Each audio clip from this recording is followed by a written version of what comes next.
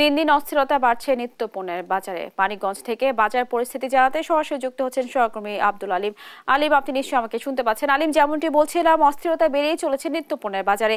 এই মুহূর্তে নিত্যপণ্যের বাজার দর কেমন দেখছেন, কিংবা নতুন করে কোনো পণ্যের দাম বৃদ্ধি পেয়েছে কিনা আমাদেরকে জানাবেন।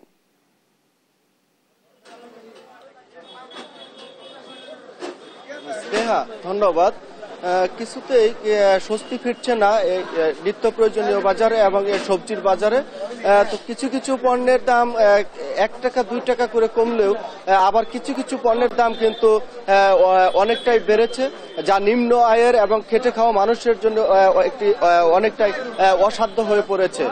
তো আমরা এতে ব্যবসায়ীদের সাথে এবং কৃষকদের সাথে কথা বলে জানতে পেরেছি যে বিগত যে খরতাপ গিয়েছে, সেই খরতাপের কারণে সবজি অনেক ক্ষেতেই নষ্ট হয়েছে এবং বিদ্যুৎ ঘাটতি এবং লোডশেডিং এর কারণে তাদেরকে সেচের ব্যবস্থা, বিকল্প সেচের ব্যবস্থা করার কারণে যে উৎপাদনের খরচ বেড়ে যাওয়াতে কিন্তু প্রায় প্রতিটি সবজির দামই কিন্তু বৃদ্ধি পেয়েছে। এছাড়া যেটি ভোক্তারা অভিযোগ করেছেন যে পাইকারি আড়তে যে সবজির দাম যেটি 40 টাকা, সেটি কিন্তু এই খুচরা বাজারে এসে সেটি 60 টাকা কেজিতে বিক্রি হচ্ছে।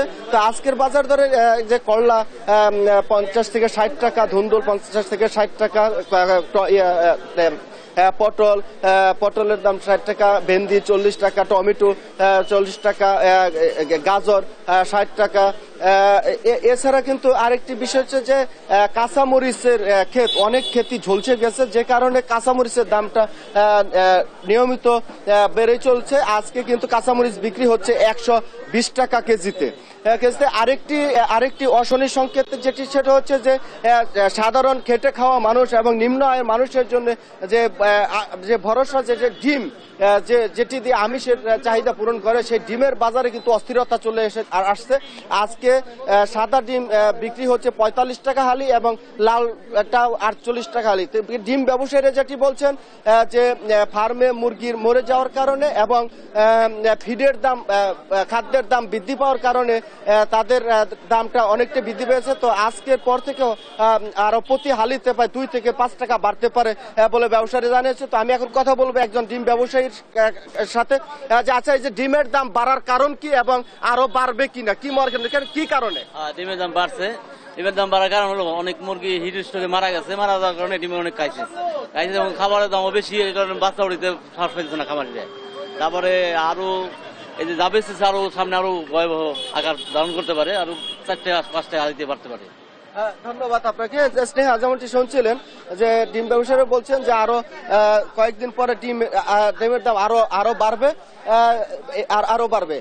সেক্ষেত্রে আমি এখন কথা বলবো একজন সবজি ব্যবসায়ীর সাথে যে আচ্ছা, এই যে সবজির বাজার, কোন কোন পণ্যের দাম বেড়েছে, কোন কোন পণ্যের দাম কমেছে বলে মনে করেন এবং এই বাড়ার কারণটা কি মনে করেন?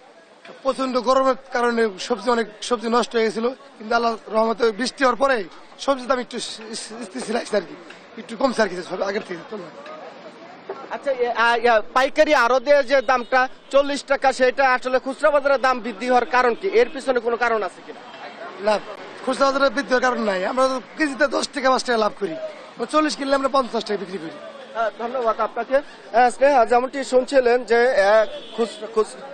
খুচরা বাজারের চাইতে পাইকারি বাজার চাইতে খুচরা বাজারে কিছু পণ্যের দাম বেড়েছে।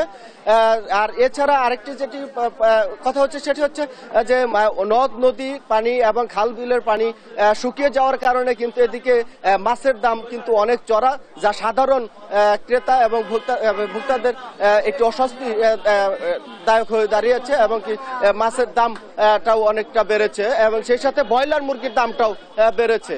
এ নিয়ে সাধারণ নিম্ন আয়ের মানুষ একটা দীর্ঘশ্বাস ফেলছেন এবং কি তারাও যেটি বলছেন যে আয়ের চাইতে তাদের ব্যয় বেশি, যে কারণে তারা অনেকটা হিমশিম খাচ্ছে। স্নেহা, এই ছিল মানিকগঞ্জের বাজার থেকে আমার কাছে সর্বশেষ খবর।